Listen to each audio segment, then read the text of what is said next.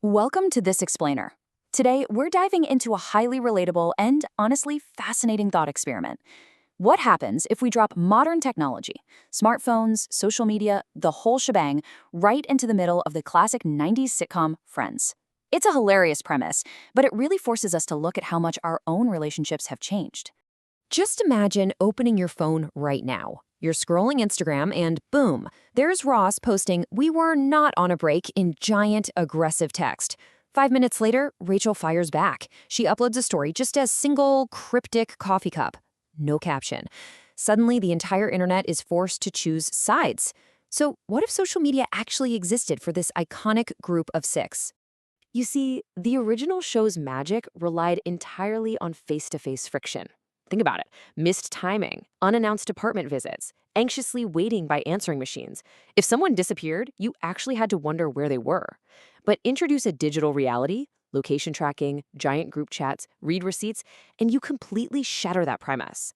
Misunderstandings that used to drive entire episodes for days would be solved or honestly made 10 times worse in a matter of seconds. Okay, let's kick things off with section 1, the ultimate group chat, and look at the daily communication changes.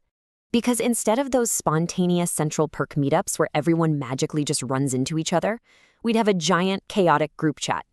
Monica would absolutely treat it like a military command center, barking out dinner orders and demanding immediate RSVPs.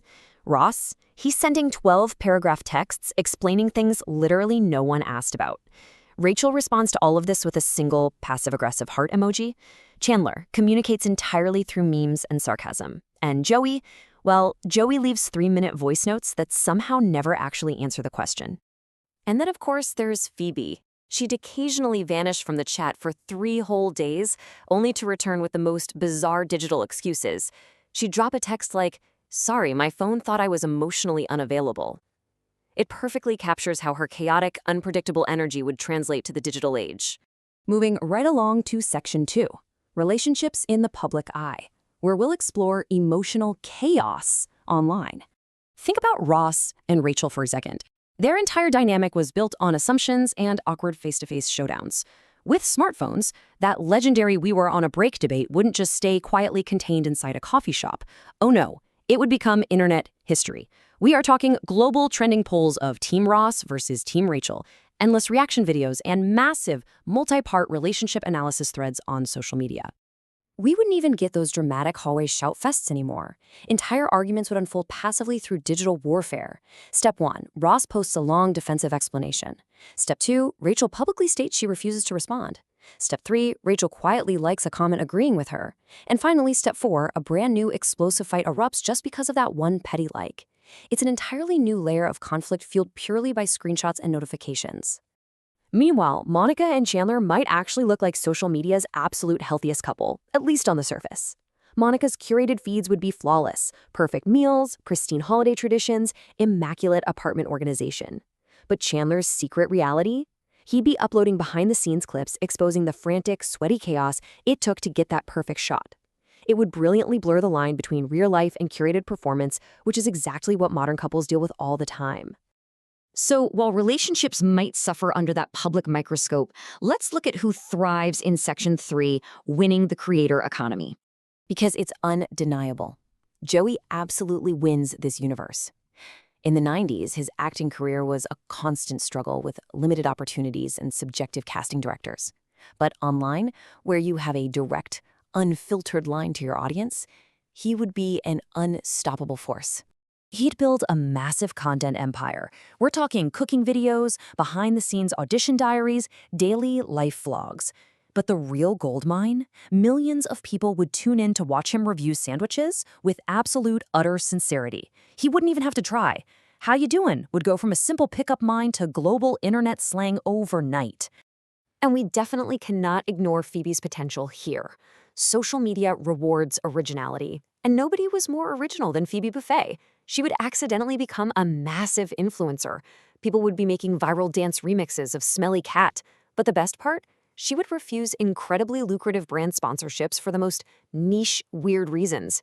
She'd turn down a beverage deal because, as she'd say, almond milk is controlled by underground philosophers. She wouldn't even try to go viral, which is exactly why the internet would be obsessed with her.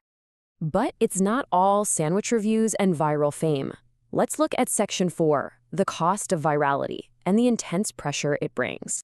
Take Rachel. She would undoubtedly fast-track her fashion career.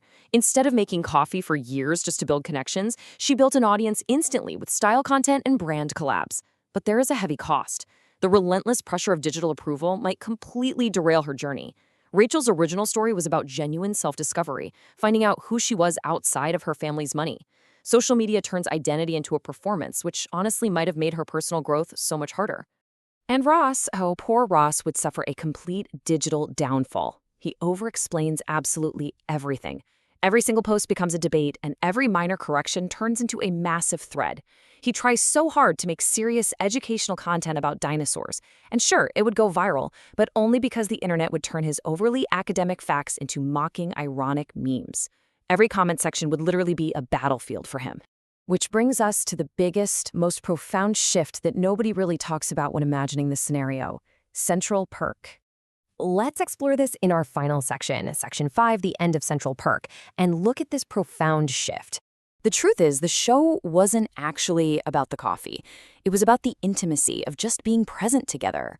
Back then, nobody was scrolling. Nobody was recording every joke to post later or documenting the hangout for their followers. It was just 6 people sitting together. Now, moments disappear faster because we capture them instead of living them. If they all had phones, they'd be staring at screens instead of at each other.